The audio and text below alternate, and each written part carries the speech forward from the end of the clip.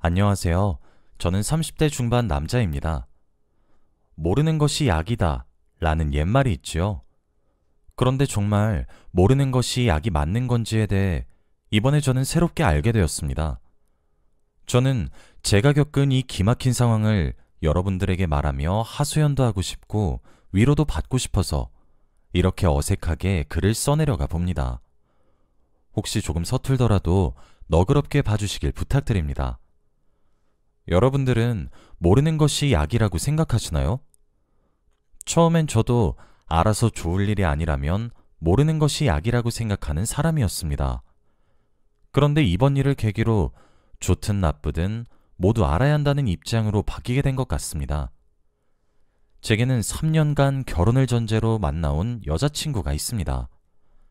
저와 여자친구에 대해서 미리 설명을 조금 드리도록 하자면 여자친구는 무척이나 미인입니다. 긴 생머리를 가졌고 얼굴도 정말 연예인을 왜 안 할까 싶을 정도로 무척 아름답습니다. 그리고 몸도 엄청 늘씬하고 허리도 개미 허리처럼 잘록하고요. 심성도 엄청 착하고 다정합니다. 아니, 그런 줄 알았어요. 그런데 단점이 뭐냐면 여자친구의 직업이 그렇게 썩 좋은 직업을 가지지도 않았고 여자친구네 집이 그렇게 잘 사는 집이 아니란 점입니다. 제가 그렇게 단언할 수 있는 이유는 제 직업이 의사이며 저희 아버지가 병원장으로 계신 병원에서 일을 하고 있기 때문입니다. 대학병원처럼 엄청나게 유명하고 크고 그런 병원은 아니지만 그래도 지역에서는 꽤나 알아주는 병원에 속하는 그런 곳이에요. 솔직히 저희 집 부유한 편입니다. 저희 부모님 경제적 어려움은커녕 여유가 있다 못해 흘러 넘치는 수준이고 제 위로는 누나 한 명과 형이 한 명 있는데 두 사람 다 의사는 아니지만 의사에 버금가는 전문직을 가지고 있어요. 그리고 제가 의사가 되어서 아버지 병원을 물려받기로 되어 있고요. 제 외모가 뭐 아이돌을 할 것이다, 배우를 할 것이다 할 정도로 특출난 편은 아닙니다만 평균은 되는 편입니다. 키도 180cm가 넘고 말이죠. 제가 이렇게 저와 제 여자친구에 대해서 외적인 부분과 가진 것들에 대해서 자세히 기술을 하는 것엔 이유가 있습니다. 제가 결혼하고 싶은 여자는 예쁜 여자이기 때문입니다. 제가 버는 돈으로도 충분히 여유가 넘치고 저는 저와 결혼을 한 아내가 힘들게 몸고생, 마음고생하며 일을 하는 것을 바라지 않아요. 그냥 여유롭게 고생하지 않고 저와 함께 살았으면 좋겠습니다. 그런 제가 아내를 생각하며 여자를 만날 때 딱 하나, 얼굴을 봅니다. 제 아내 될 사람이 가난해도 상관없고 처가 때까지 책임을 져야 해도 상관없어요. 아내가 예쁘면 처가 댁에 매일 절을 하고 산다는 사람도 있다는데 제게 그렇게 무리가 가는 수준의 돈이 아니라서 괜찮습니다. 대신 저는 못생긴 여자를 싫어합니다. 저는 제가 신랑감으로 손색 없을 정도로 좋은 조건을 가지고 있다고 생각해요. 커다란 키에 좋은 직업을 가졌고 심지어 집안도 빵빵한 데다 운동이 취미라서 몸도 좋습니다. 얼굴도 엄청나게 잘생겨서 지나가는 사람들이 제 얼굴을 보고 와 하며 돌아볼 정도는 아니에요. 하지만 금전적인 것에 여유가 있어서 그런지 저도 꾸준히 관리를 받아서 얼굴도 작고 괜찮게 생겼습니다. 여러분들 중에서 제가 얼굴이 이쁘고 몸매가 좋은 여자를 만나고 싶어 한다는 것에 대해서 속물이라고 손가락질 하실 분들도 계실 것 같은데 그들도 제가 가진 재력과 지위와 명예를 보는 것이라고 저는 생각해요. 여자들이 제가 가진 금전적인 여유와 사회적 지위 그리고 명예들을 보고 대시를 하듯 저도 여자들을 볼 때는 외모를 봅니다. 오히려 저는 한 가지만 보는 것이니 덜 세속적이죠. 그렇게 만난 사람이 제 여자친구였고 3년이란 시간을 교제했습니다.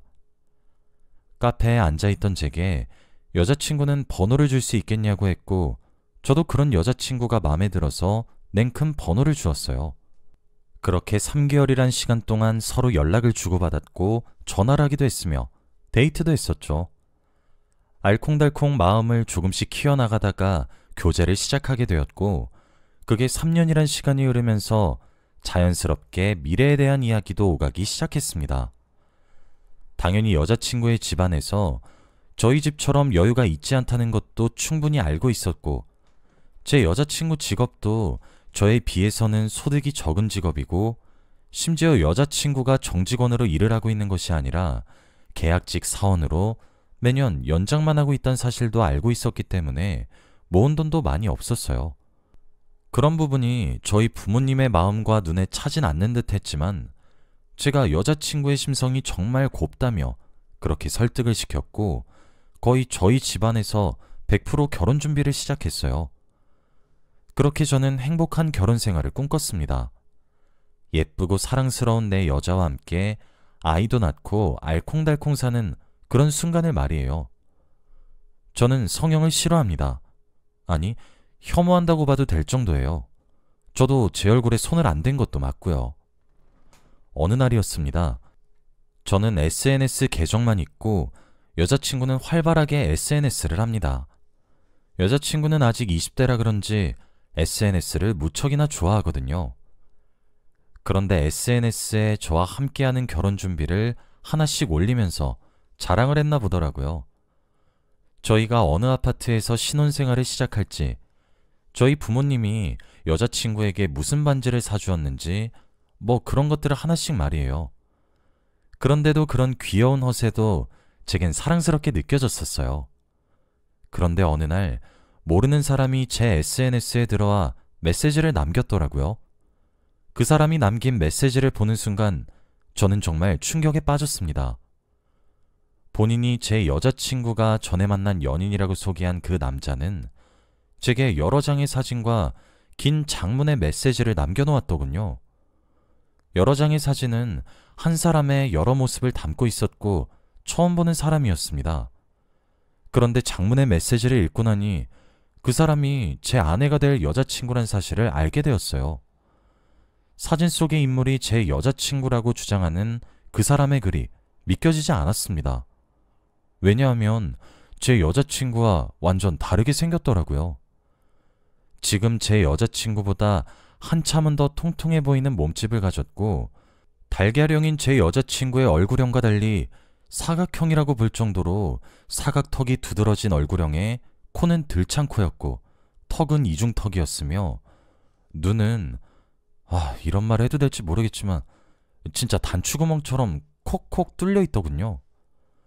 지금 제 여자친구는 키 160cm에 46kg을 유지하고 있습니다. 눈도 쌍꺼풀이 예쁘고 진하게 나 있고 코도 오똑해요. 얼굴형도 사각턱은 눈을 씻고 찾아봐도 그 흔적이 없고 갸름한 달걀형입니다. 제 여자친구의 전 남자친구라고 주장하는 그 익명의 제보자는 제게 사기 결혼으로 속고 있다고, 원래 본인과 연애를 하면서 그 제보자도 절반 정도 성형에 돈을 지원해 주었다고 합니다. 그런데 여자친구가 이제 자신은 예뻐졌으니 팔자 고칠 거라며 매몰차게 남자친구를 찾다더군요. 그러면서 전신 지방흡입과 가슴 성형까지 해서 몸매가 좋은 것이라며 제게 모든 것을 폭로하는 것이라고 말을 하시더군요. 본인에게 그렇게 매정하게 굴고 돈이란 돈은 다 뜯어가서 성형에 쏟아부어 놓고 의사인 남자 잡아서 호의호식하며 사는 꼴은 눈에 흙이 들어가기 전에 보기 힘들어서 이렇게 큰맘 먹고 폭로하는 거라고, 본인의 말이 안 믿길 걸 잘 알고 있으니까 어렸을 때 사진을 한번 보라며 제게 알려주었습니다. 진짜 제가 정말 소름이 끼쳤던 부분은 제가 실제로 예비 신부인 제 여자친구의 어린 시절의 사진을 단 한 장도 보지 못했다는 점이었고, 두 번째로 성형에 관한 부분이었습니다. 저는 여자친구와 결혼을 결심하게 되었던 계기가 있었어요. 그때 여자친구와 함께 텔레비전을 보고 있었는데, 그때 시청하고 있었던 프로그램이 딱한 사정과 어려운 주머니를 가진 여성분들 중 한 명을 꼽아서 전신 성형을 시켜서 인생을 바꿔주는 그런 프로그램이었습니다. 사실 저는 살을 빼지 못하는 것도 다 핑계라고 생각하고 의지 박약이라고 생각하는 편입니다. 솔직히 그 방송에 나오는 사람들 사정이 딱한 것은 사실이었으나 솔직히 그게 동정을 받아야 할 정도는 절대 아니라고 생각했어요. 본인이 살을 빼고 싶으면 빼면 되는 건데 그저 스트레스를 먹을 걸로 푸니까 찔 수밖에 없었지 싶었고, 저 또한 뚱뚱했던 과거 시절이 있어서 독한 마음을 먹고 30kg을 감량한 적이 있습니다. 저는 제가 인생을 바꿀 정도의 독한 다이어트를 성공했고 지금까지 유지를 하고 있고 매일 운동을 하면서 제 몸을 갖고 나가기 때문에 그들이 더욱 이해가 되지 않았어요. 그래서 그 프로그램을 보면서 저는 성형에 대해 부정적이라는 입장을 밝혔습니다. 솔직히 한두 푼 하는 것도 아니고, 그리고 자연스럽게 노력에 의해 몸을 바꾼 것이 아니라 인위적이고 화학적이며 물리적인 작용에 의해 강제적으로 몸이 바꿔지니까 부작용도 솔직히 무시할 수 없는 노릇이잖아요. 그리고 유전자라는 것도 무시할 수가 없는데, 저는 제 자식들이 예쁘고 잘생기게 자라길 바라지 못생겨서 왕따 당하는 삶을 살길 바라지 않거든요. 제가 이런 이야기를 하니까 예비 신부인 제 여자친구는 제 말이 맞다며 동조를 했어요. 제가 그때 웃으며 물었죠. 성형한 것들 지금 털어놔라 하면서 장난식으로 말이에요. 여자친구는 본인이 너무 이뻐서 믿겨지지 않겠지만 자연미인이라며 제게 깨르르 웃으며 말했었거든요. 저는 여러분들에겐 우스울지 몰라도 제게는 아주 진지하게 그 모습에 결혼하고 싶다는 생각을 가졌고 프러포즈를 하게 된 것입니다. 제게 그것이 중요한 가치였거든요. 이미 의욕을 가지게 된 이상 식을 올리기 전 이 의욕을 해결을 해야만 했습니다. 저는 여자친구의 부모님 댁에 여자친구에게 말없이 갔습니다. 예비 사이가 이쁨 받기 위해 들린 것처럼 꾸며냈죠. 여자친구네 부모님은 많이 해주지도 못하는데 이렇게까지 해주니까 고맙다며 제게 밥을 차려주시겠다고 동분서주하시면서 이것저것 챙기셨죠. 저는 그 틈에 아내가 자취하기 전 사용했던 방에 들어가 기웃거렸습니다. 그리고 아주 구석지고 먼지만 폴폴 쌓인 책상의 맨 아래 구석에서 아내 이름이 적혀져 있는 졸업 앨범들을 발견했어요. 저는 그 자리에서 열어보고 싶었는데 차마 용기가 나지 않았어요. 제가 들고 간 가방에 몰래 넣은 뒤 아무렇지 않게 식사를 하고 그 자리를 떠났습니다.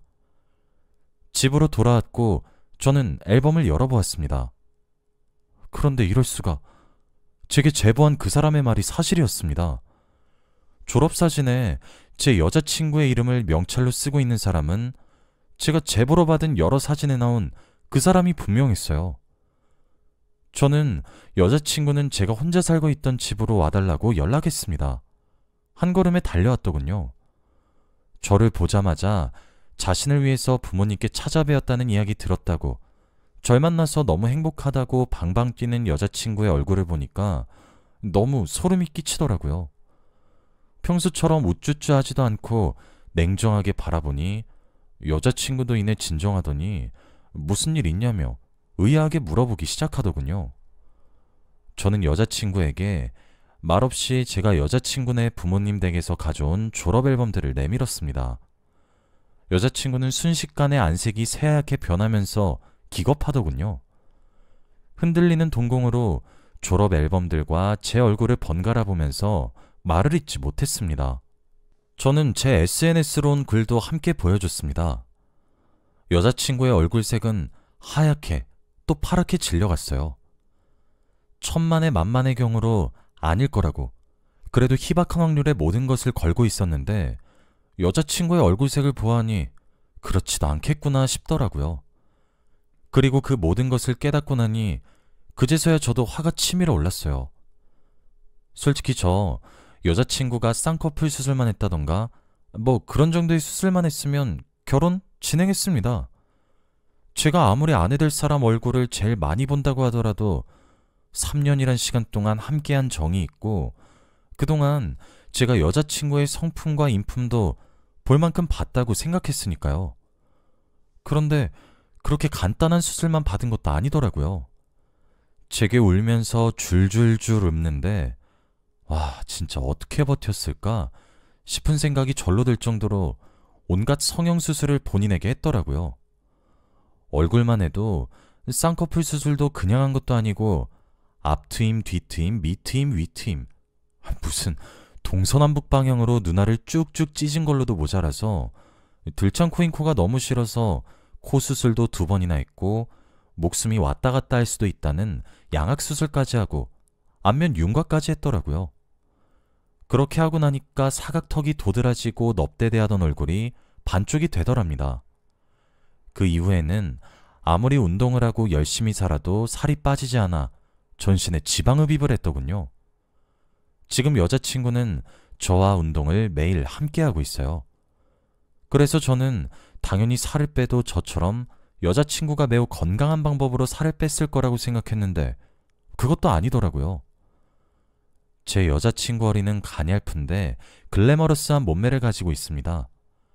그런데 그것도 다 수술로 만든 것이었어요. 그렇게 전신의 지방흡입을 통해서 지방을 다 걷어내고 나니까 가슴이 너무 작아 보였답니다. 그래서 가슴 수술을 했다더군요. 얼굴도 예쁘고 몸매도 완벽한 것이 신이 내린 조각이라 생각했고 불공평하다 생각했는데 알고 보니 의사 선생님이 하나같이 작품처럼 빚어진 존재였습니다. 그렇게 총 수술 기간이 넉넉하게 3년 정도 걸렸고 그 비용은 1억 가까이 되었습니다. 그러니 모아놓은 돈이 없을 수밖에 없죠. 다 성형하는 데 갖다 바쳤으니까요. 지금도 피부과의 주 1회로 고가의 시술을 받고 있고 보톡스에 리프팅을 받고 있다더군요. 다 까발려졌으니 이제 거리낄 것이 없어 보였습니다. 여자친구의 고백을 듣고 있는데 제 다리에서 힘이 풀리더군요. 냉수를 2잔 쭉 들이키고 저는 파혼을 언급했습니다. 저는 전신을 갈아엎는 수술을 했다는 것을 떠나서 그 사실을 제게 3년이나 숨겨왔고 저번에 성형에 관해 이야기를 나눌 때 제게 자연미인이라며 거짓말을 한 태도로 봐서는 결혼 이후에도 숨길 생각으로 저와 결혼을 준비하는 것처럼 보였습니다. 게다가 저는 제가 3년 동안 겪어온 제 여자친구의 인품과 성품을 훌륭하다고 생각하고 있었는데 제보자의 말에 빌리면 성형비용 1억 중 5천만 원은 전 남자친구 그분의 돈인데 그 돈마저 꿀꺽하고 팔자 고치겠다고 매몰차게 버린 여자친구가 진짜 사람인지 사탄인지 소름이 끼치더라고요. 여자친구는 제가 파혼욕을 하자마자 미친 사람 마냥 난리를 치기 시작했습니다. 저는 말했어요. 내가 자연미인이 좋다고 해도 그렇지. 내가 너 성형 한두 곳 한 거면 이해하고 넘어갔을 거야. 그런데 넌 진짜 목숨을 담보 삼은 거잖아. 그리고 그 사실을 대체 지금까지 숨긴 거야? 우리 3년 만났어. 너 내가 사실 의사란 직업이 아니라 10억 정도의 빚이 있었다는 사실을 숨겼으면 나랑 결혼했을 것 같니? 너도 파혼 얘기 꺼냈어. 그간의 정 봐서 위약금은 내가 해결할게. 그냥 우리 집에서 너네 집으로 간 것들 그대로 돌려보내. 어차피 너희 집에선 우리 집에 보낸 것도 없잖아? 그리고 진짜 너 똑바로 살아. 내가 이거 모르고 너랑 결혼해서 알았으면 너 사기죄로 고소했어. 아니, 이렇게 커다란 문제까지 숨기는 사람에게 내 미래를 어떻게 맡기냐? 네가 그땐 뭘 숨길 줄 알고. 그만하고 이만 나가. 여자친구는 진짜 계속 울부짖으면서 버티길래 경찰을 부르겠다는 제 으름장에 겨우 나갔습니다. 부모님께도 모든 사실을 고백했고 장인어른과 장모님이 되실 분들께도 연락을 드렸어요. 그쪽 집안에서는 저를 붙잡으려 애라내는 다 쓰시더군요. 참, 그렇게 제 결혼은 파토가 났고 위약금도 여자친구에게 물게 하고 싶었지만 그래도 함께 부대낀 정이 있고 여자친구네 집안 사정 또한 모르는 것이 아니었기에 위약금은 제가 부담했습니다. 저희 집에서 준 예물 반지나 기타 물품들은 돌려주지 않으려고 하던데 제가 위약금까지 청구하는 수가 있다고 곱게 끝내자고 으르렁거렸더니 바로 다음날 전부 돌려주더군요.